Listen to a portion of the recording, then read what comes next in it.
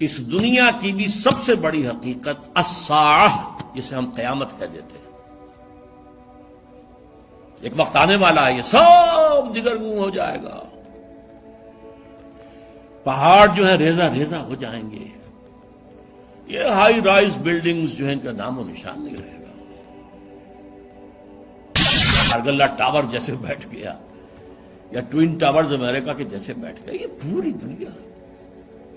قاعن صفصفا، یہ زمین بالکل کھلی چٹیل میدان بن جائے گی۔